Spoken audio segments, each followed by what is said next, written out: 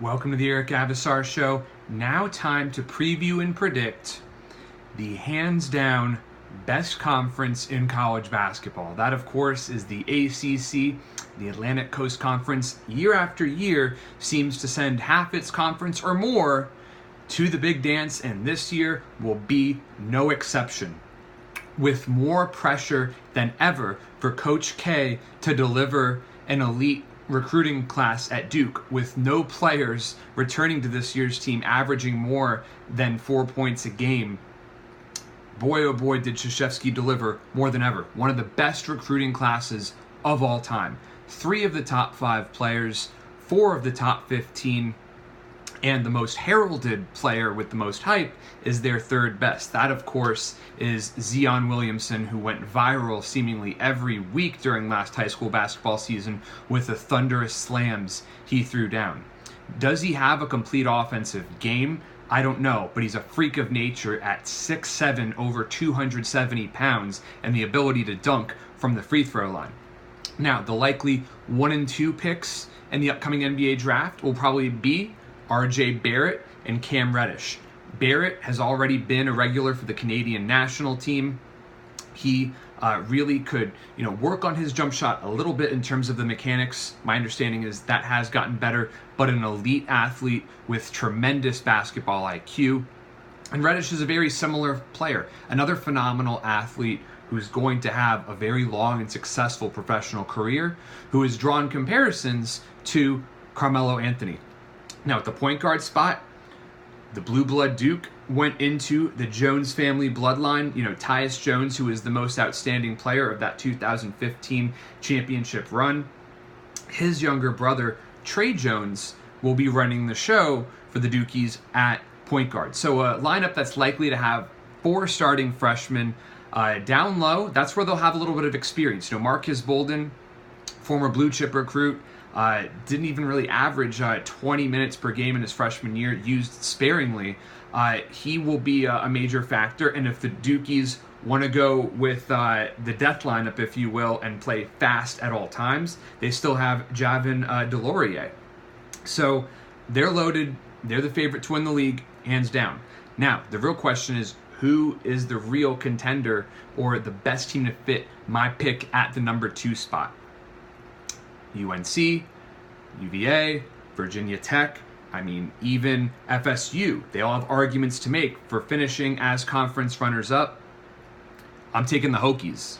Virginia Tech has the best combination in the league of experience, underlining experience there when keeping in mind Duke, talent, and just the ability to score a ton of points. Rebounding will be a challenge for the Hokies, but they have 3 players that I'm backing to take all league honors, with the best point guard in the ACC, Justin Robinson, the ultimate floor general, who has just complete and total trust from head coach Buzz Williams. Nickeil Alexander-Walker is going to be a first-round pick at the 2 spot. And then, of course, human pogo stick, Chris Clark, the Swiss Army knife, who is also a triple-double waiting to happen. They're going to get plenty of production down low from Kerry Blackshear and great shooting from Ty Outlaw and Ahmed Hill. The Hokies are going to lead the conference in 3-point scoring, and the defensive deficiencies they have, I think, will be overcome in the vast majority of their games with offensive firepower. Now, UNC, last year, they missed out on the championship game for the first time since 2015. Could definitely take a step back this year after losing incredible talents with Joel Berry and Theo Pinson, but they still bring back Luke May. He is very likely going to get All-American honors after averaging 16.9 points a game and 10 rebounds a game. They also have Garrison Brooks, Sterling Marley, who was inconsistent. They were both inconsistent at times. Seventh Woods. Talk about a player who has yet to fulfill expectations, a former highly, highly touted blue chip recruit. He missed 17 games with a foot injury last year. He is going to compete with freshman sensation Kobe White for the starting point guard spot. Now, Nasir Little, he is going to be the guy who brings the electricity. He's going to be the offensive catalyst for this team. Very likely a one-and-done guy, a 5-star player. He is a fantastic player. He was the MVP of the McDonald's All-American game.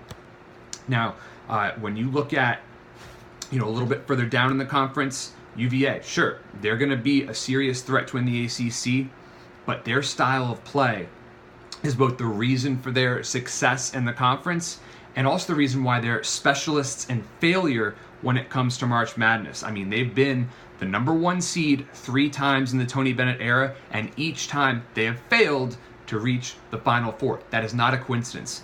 Kids don't want to play the type of ball where you're focused on defense so much. Of course, to their credit, they are the best defensive program in college basketball year over year, but they play too slow offensively.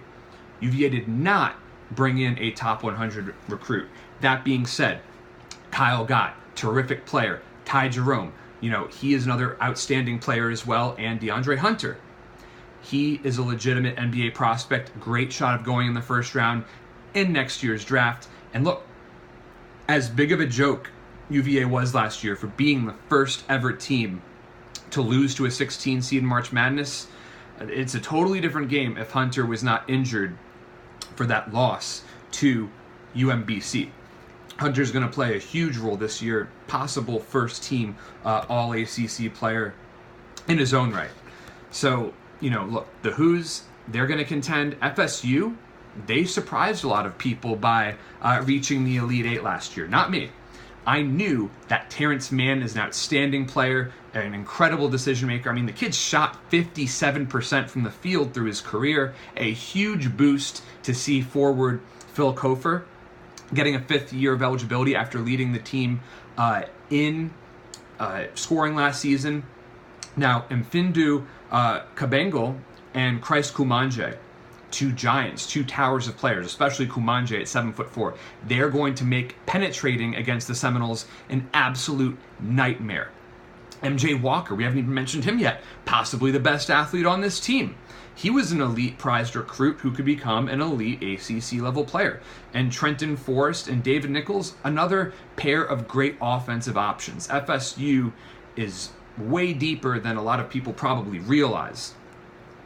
Now, when we're talking about Clemson, reversal of fortune. Heading into last season, Brad Brownell was really on the hot seat, at risk of losing his job. Instead of losing his job, he took the Tigers to the Sweet 16 after Clemson ended a 6-year NCAA tournament drought. So instead of getting canned, he got a long-term extension, which I'm sure will help in recruiting. And, Sheldon Mitchell and Marquise Reed could have very well easily gone pro. They both graduated, got their degrees, but they chose to come back. Both double-digit scores, great veteran leadership with both of those guys, and then Elijah Thompson averaged double figures as well. So Clemson is going back to March Madness. Now, a program with a bit of a dark cloud hanging over it is Miami. The federal investigation on improper recruiting really hurt the Canes when it came to hitting the trail last year, and they're really going to suffer without the likes of Lonnie Walker and Bruce Brown. But DeJuan Hewell is an absolute beast down low, an absolute force. He is going to get his buckets and his rebounds every single night. Anthony Lawrence will bring senior leadership and points, along with the likes of Chris Likes and Dejan Vasiljevic. They're both likely to average double figures as well. So 4 high-quality offensive options in Coral Gables. And, you got to remember that Jim Larrañaga is one of the best coaches in the conference. Larrañaga pretty much always finds a way to win, especially in adversity.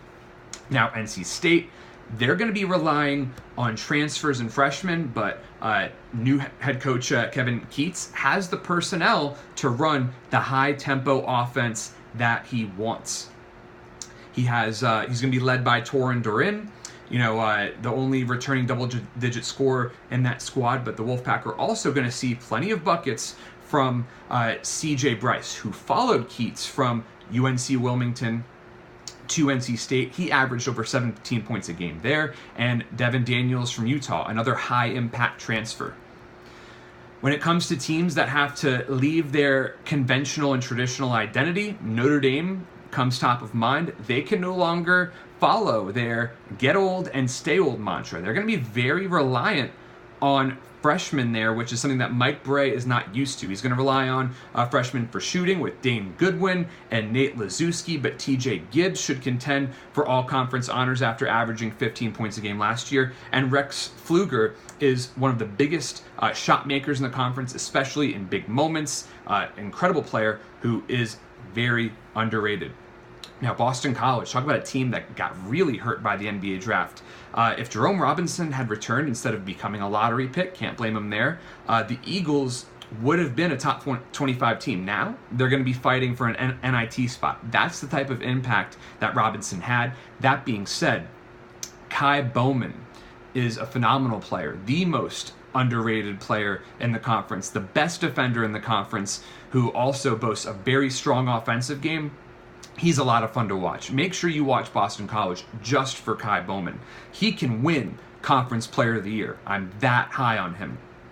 Louisville is now in rebuilding mode after hiring former Xavier coach Chris Mack, but VJ King could keep this team out of the conference cellar potentially, but that will also be dependent upon whether or not Darius Perry fulfills his pledge to become the best defensive guard in college basketball.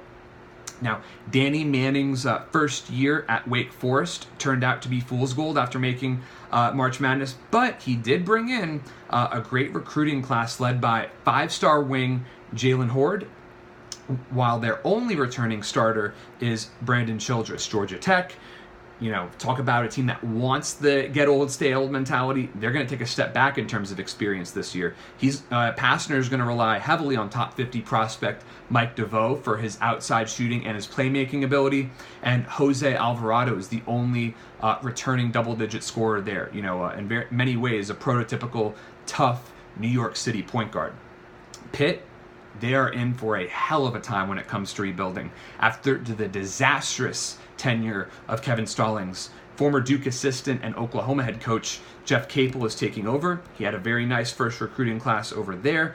But look, this team is going to rely very heavily on senior Jared Wilson-Frame, who is the only returning double-digit scorer there. Pitt has a very long rebuilding job ahead of them. So to recap my ACC predictions, the winners of the conference, you guessed it, the Duke Blue Devils. Virginia Tech, a surprising runner-up. I'm backing them to go really far this year and have their best season ever. UNC in third, Luke May, he's, going to have an awesome year. Watch out for him. FSU in fourth.